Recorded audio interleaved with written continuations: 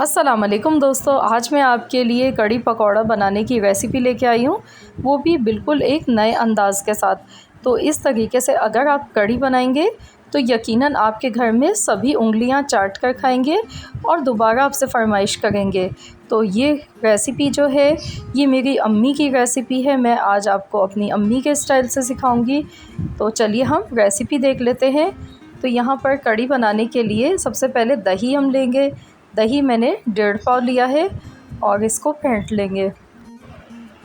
तो दही अगर खट्टा हो तो ज़्यादा अच्छा है। अब इसमें हम बेसन डालेंगे।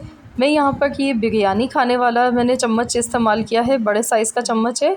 तो मैं यहाँ पर 4 चम्मच बेसन के इसमें डाल गई हूँ और साथ में पानी डालूँगी और इसको मिक्स कर लूँगी। इसको इतना मिक्स करना है कि इसमें कोई गुठलियाँ वगैरह ना रहें। ये देखिए स्मूथ सा हो जाए। तो अब हम इसमें 1 जग पानी डाल देंगे। ये देखिए मैंने यहाँ पर अच्छे से यहाँ पे पानी इसमें डाल दिया है। और चलिए अब हम कढ़ी बनाना शुरू करते हैं। तो उसके लिए आधा कप मैंने ऑयल लिया है। तो इसमें डालेंगे हींग, डालेंगे 1 पिंच, 1 चुटकी के बराबर हींग इसमें लाजमी जाएगी। और ज़ीरा जाएगा आधा चम्मच, मेथी दाना 1/4 चम्मच, साबुत लाल मिर्चें ली हैं 6 अदद। तो ये तरीका आपने ज़रूर एक बार ट्राई करके देखना है, बहुत ही मज़ेदार कढ़ी बनती है। और ये मेरी अम्मी के स्टाइल की मैं आपको रेसिपी आज बता गई हूँ।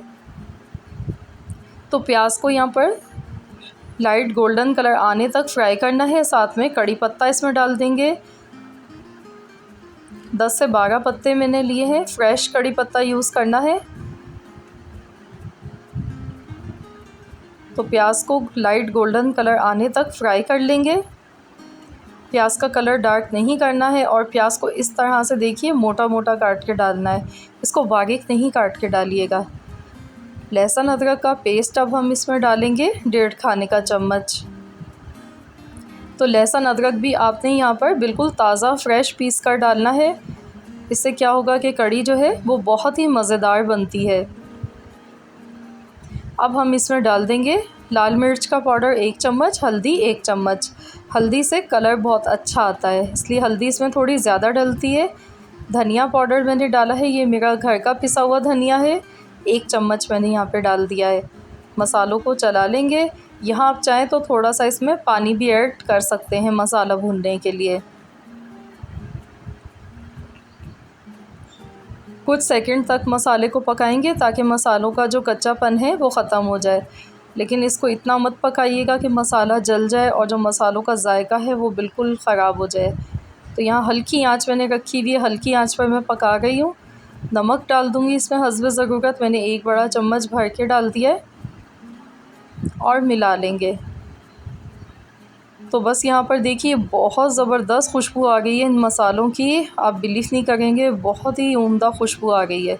तो अब हमने जो दही और बेसन का बैटर बना के रखा था, ये बैटर हम इसमें डाल देंगे। पानी मुझे इसमें कम लग रहा है, थोड़ा सा पानी मैं इसमें मज़ीद और डाल गई हूँ। तो ये देखिए मैंने इसमें पानी और डाल दिया है, क्योंकि इसको अब हमने अच्छी तरह से पकाना है। तो इसको हम हल्की आंच पर पकने देंगे 3 घंटे के लिए। 3 घंटे इसको धीमी आंच पर पकाना है। तो जितनी देर ये पकेगी तो इसका पानी भी उतना इसमें से ड्राई हो जाएगा और ये गाढ़ी हो जाएगी पकने के बाद। तो यहाँ पर सबसे पहले हमने इसको बॉयल दिला दिया। ये देखिए कढ़ी में बॉयल आ चुका है और अभी ये काफ़ी पतली है। तो बस इसे अब हम कवर कर देते हैं और बिल्कुल हल्की आंच पर इसको पकाएंगे 3 घंटे तक। तो चलिए अब हम इसके लिए पकोड़े तैयार कर लेते हैं। तो पकोड़े बनाने के लिए हरी मिर्चें ली हैं मैंने 3 बारीक कटी हुई, कड़ी पत्ता लिया है। कड़ी पत्ता मैंने यहाँ पे 7 से 8 पत्ते लिए, उनको बारीक बारीक काट लिया है। प्याज ली है एक दरमियाने साइज़ की, प्याज को भी हमने बारीक काट लिया है। तो कड़ी पत्ता जब हम डालते हैं पकोड़ों में तो वो बहुत ही मज़ेदार पकोड़े इसके लगते हैं। अब मैं यहाँ पर पकोड़े बनाने के लिए 2 कप मैंने बेसन ले लिया है और इसमें हम डाल देंगे ये बारीक कटा हुआ कड़ी पत्ता, हरी मिर्च और प्याज।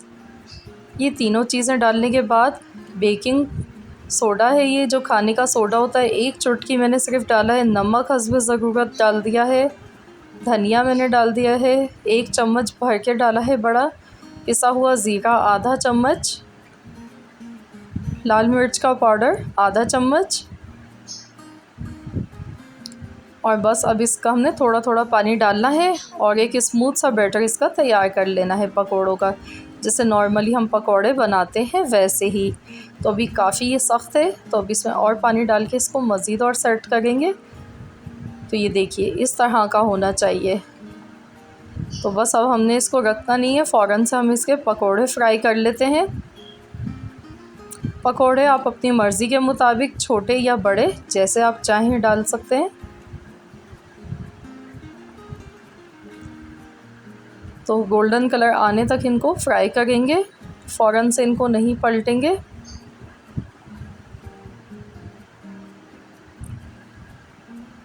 तो फ्रेंड्स, अगर आप मेरे चैनल पर नए हैं, फ़र्स्ट टाइम मेरी वीडियो को वॉच कर रहे हैं, तो मेरी आपसे हम्बल सी रिक्वेस्ट है कि आप मेरे चैनल को सब्सक्राइब कर लीजिए।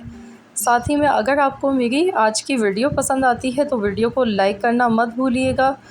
फ्रेंड्स एंड फैमिली मेम्बर्स के साथ शेयर कीजिए, लाइक कीजिए। तो ये देखिए कितना खूबसूरत सा कलर आ चुका है पकोड़ों का। तो अब हम निकाल लेंगे, बाकी पकोड़े भी इसी तरह हमने फ्राई करके रख लेने हैं।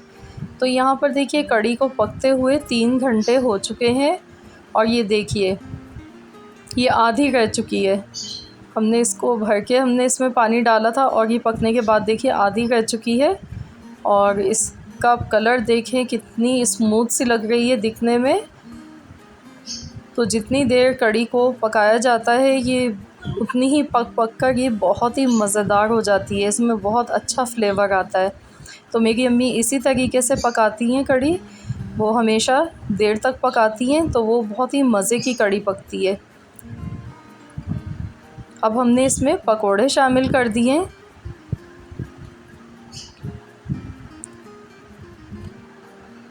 पकोड़े डालने के बाद आपने इसको ज़्यादा देर तक नहीं पकाना है। अगर हम ज़्यादा देर पका लेते हैं तो पकोड़े सख्त हो जाते हैं, अंदर से काफ़ी हार्ड हो जाते हैं। बस आपने 5 मिनट इसे कवर करके पकाना है, इससे ज़्यादा नहीं पकाना है। तो चलिए मैं इसको अब कवर कर देती हूँ 5 मिनट के लिए, उसके बाद हम इसे डिश आउट कर लेंगे। तो हमने कोई इसमें आखिर में बघार नहीं लगाना है।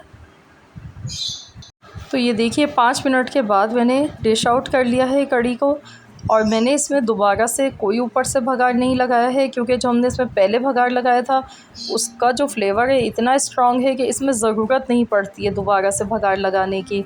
तो आप देख सकते हैं ऑयल भी इसमें निकल आता है ऊपर से अगर इसे दम लगाते हैं 5 मिनट के लिए, और ये बहुत ही मज़ेदार कढ़ी बनती है। तो आप इसको चावल के साथ खाएं या चपाती के साथ खाएं, बहुत ही उम्दा, बहुत ही मज़ेदार बनती है। ज़रूर इस रेसिपी को ट्राई कीजिएगा।